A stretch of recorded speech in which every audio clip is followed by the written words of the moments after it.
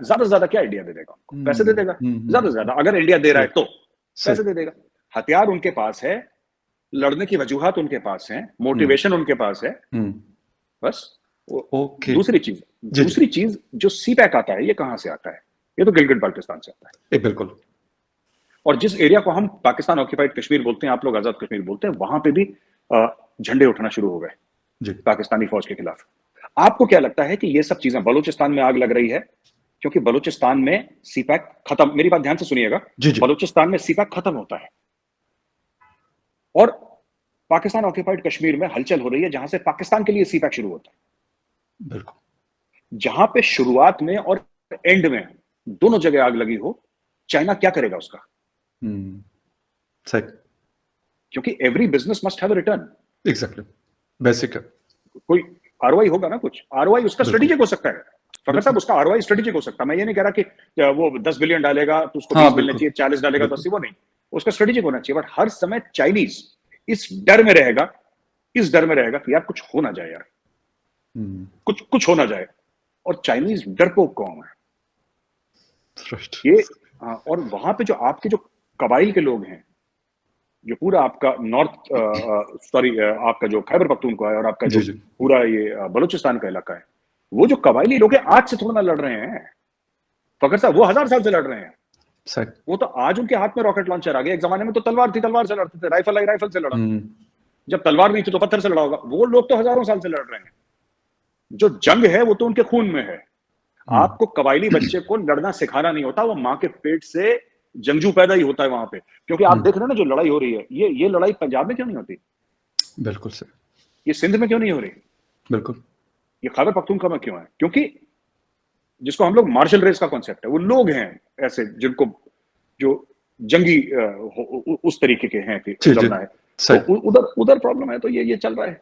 अच्छा मित्र साहब, एक चीज और है, मतलब थोड़ा सा आते हैं वापस कश्मीर की तरफ सीपैक से, क्योंकि कश्मीर के अंदर भी समटाइम मैं सुनता हूँ आपके मीडिया से कि जी पाकिस्तान सपोर्ट करता है, चाइना सपोर्ट करता है, क्योंकि वहाँ पे अगर इंस्टेबिलिटी रहेगी, डिस्टेबलाइजेशन रहेगी, तो वो हिंदुस्तान वहाँ पे लाजमी सी बात एंगेज रहेगा। हर कंट्री इस तरह की अगर आपस में कोई क्लैशेज है तो फिर कोशिश वो करते हैं एक दूसरे को एंगेज करने की। सर आजकल टारगेट किलिंग बढ़ रही है। 2 दिन पहले मैं एक आर्टिकल पढ़ रहा था कि बहुत सारे हिंदू कम्युनिटी के लोग जो बाकी शहरों में हिंदुस्तान के रहते थे वापस कश्मीर लाए गए, लेकिन उसमें से कुछ इंटरव्यूज ये बता रहे थे कि हम यहाँ रहना नहीं चाहते, हम एक डर और खौफ में जी रहे हैं। हालांकि गवर्नर साहब का भी स्टेटमेंट में पढ़ रहा था कि ये वाकयात ना होने के बराबर है जो पहले होते थे। क्या वजूहत इस तरह की कि यही डर और खौफ पैदा करना चाहते हैं जो लोग ये कर रहे हैं, या कोई इसके पीछे कोई और रीजन है? देखिए ऐसा है सब फकर साहब, टारगेटेड किलिंग्स 2-3 वजह से हो रही हैं। कौन कर रहा है और क्यों कर रहा है? जी। एक ऑर्गेनाइजेशन है टीआरएफ, द रेजिस्टेंस फ्रंट। अब ये बड़ा न्यूट्रल सा नाम है, द रेजिस्टेंस फ्रंट। सुनने में भी बड़ा ग्लैमरस लगता है कि भाई रेजिस्ट कर रहे हैं, जद्दोजहद कर रहे हैं। ये तो लश्कर तैयबा का फ्रंट है। अच्छा। तो उन्होंने क्या करा कि अभी भी जो टेररिस्ट ऑर्गेनाइजेशंस वहां पे कश्मीर में ऑपरेट कर रही हैं, उनके पैन इस्लामिक नेम्स हैं। जैश मोहम्मद, लश्कर तैयबा, हिजबुल मुजाहिदीन, एक जमाने में अल फरान, ये सब।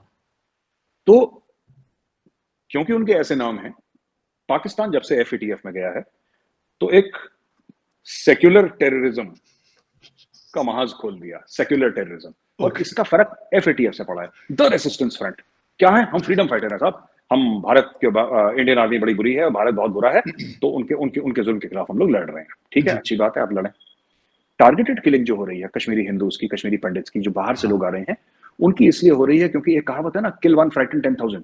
एक कहावत है, एक को मारो 10,000 को खौफजदा कर दो। बिल्कुल। तो और जाहिर सी बात है, जो आदमी निहत्था है वो तो डरेगा ही। रात को 3 बजे सो रहा है, बीवी बच्चे सो रहे हैं, माँ बाप सो रहे हैं, भाई बहन है, आया किसी ने ठोक दिया, चला गया, तो वो खानदान वहां पे थोड़ा रहेगा, फिर वो चला जाएगा, जाहिर सी बात है। लेकिन मैं आपको एक बात बताना चाहता हूं कि ये जो पूरा मामला चल रहा है यहाँ पे कि ये हिंदुओं को मारा, हिंदुओं को तो मारा ही मारा है, और पहली बार नहीं मारा, हिंदुओं को काफी टाइम से टारगेट कर रहे हैं। बिल्कुल एग्जैक्टली। इन्होंने कश्मीर में मुसलमानों को भी मारा है। बिल्कुल से। जो कश्मीरी जेएनके पुलिस का जो कश्मीरी मुसलमान जो पुलिस वाला है, वो एक तो नमाज पढ़ के आ रहा था, उसकी पीठ पे गोली मार दी। ये ऐसे खतरनाक लोग हैं ना। फिर कोई अपने बच्चे को कोई सामान दिलाने दुकान में ले जा रहा था, उसको मार दिया, उसके बच्चे के हाथ में गोली मार दी, किसी को घर में। तो ऐसी बात नहीं है कि सिर्फ हिंदुओं को मार रहे हैं, ठीक है। जो इनको लगता है, जो मुसलमान है, कश्मीरी मुसलमान जो वतन परस्त है, इनकी डेफिनेशन जो है वतन परस्ती की, जी जी जो ये टेररिस्ट जो सोचते हैं अपने दिमाग में, इनको लगता है जो भारत की वर्दी पहना है या जो देश के लिए बोलता है, जर्नलिस्ट को मारा गया है वहां पे, जो देश के लिए बोलता है, उसको हटा दो रास्ते से, उसको जान से मार डालो, फिर हिम्मत ना करे कोई, वो टेररिज्म हाँ मतलब बिल्कुल politics by the use of terror, वो टेररिज्म हो गई, इट्स अ बिल्कुल पॉलिटिकल ऑब्जेक्टिव।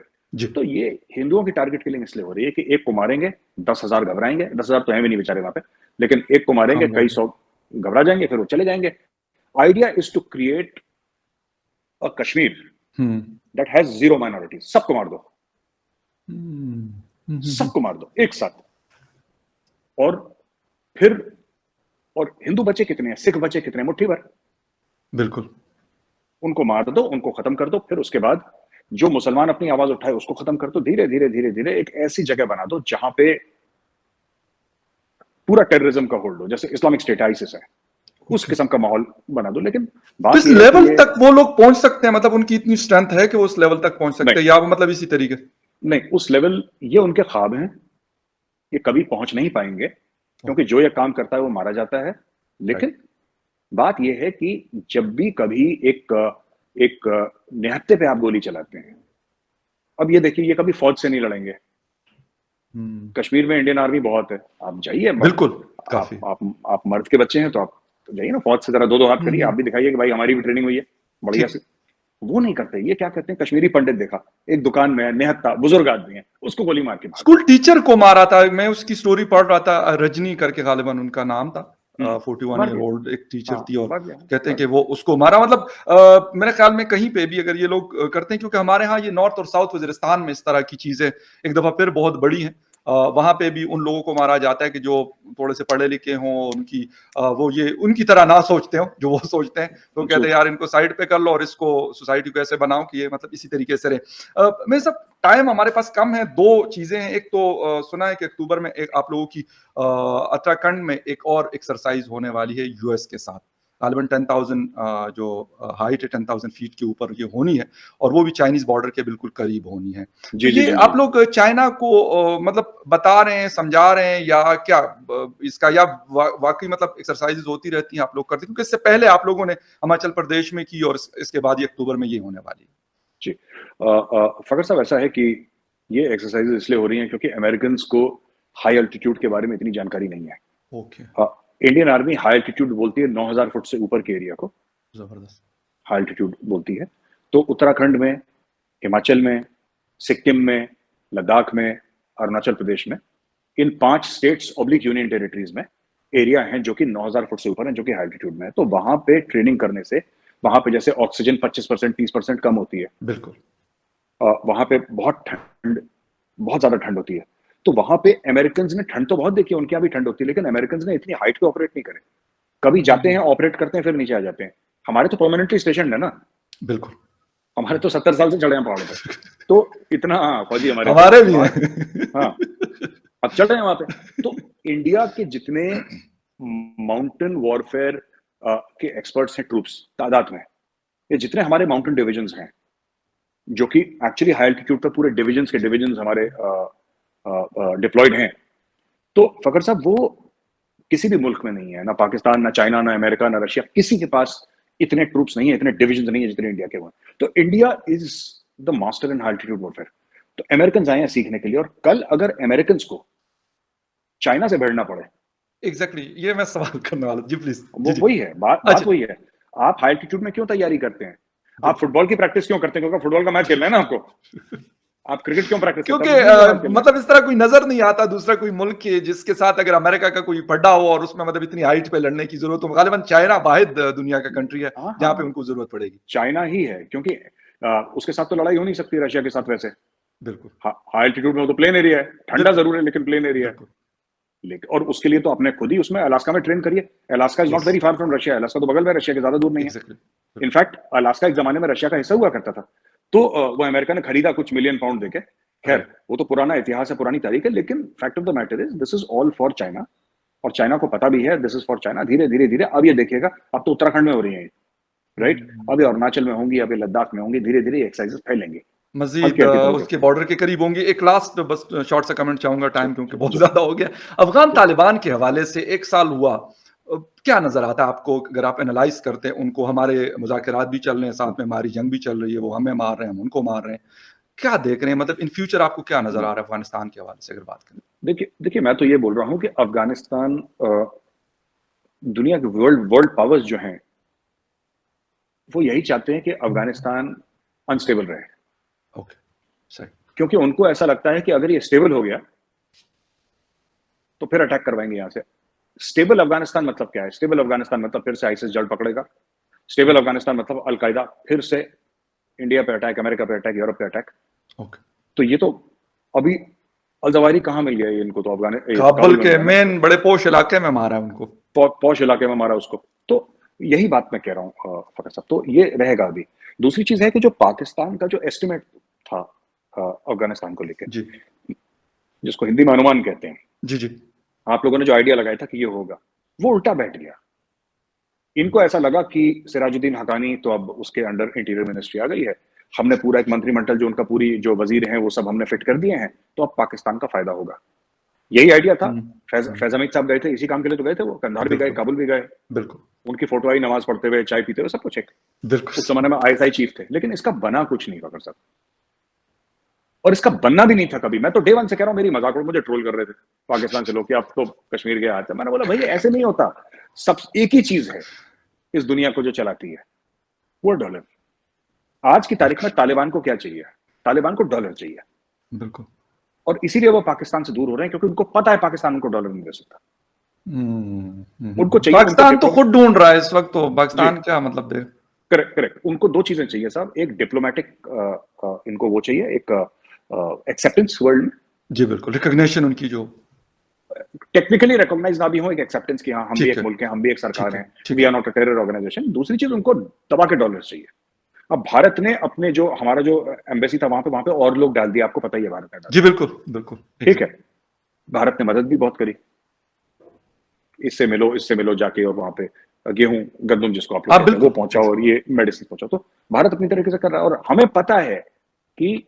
और एक और आखिरी चीज मैं बोलना चाहता हूँ फकर सब साहब, आप, मैं तो कभी काबुल गया नहीं, आपका जाना हुआ कभी काबुल? दो मैं जा चुका हूँ, बल्कि आप दो अफगान बार गए। तालिबान के बाद जा चुका हूँ अभी लास्ट ईयर में। मैं आपसे पूछना चाहता हूँ, जी आपसे पूछना चाहता हूँ, और आप मुझे बताइएगा, क्योंकि मैं नहीं गया, पर मैंने जो सुना है, मैंने सुना है कि भारत के बारे में जो कॉमन अफगान है वो अच्छी राय रखता है, ऐसा मैंने सुना है।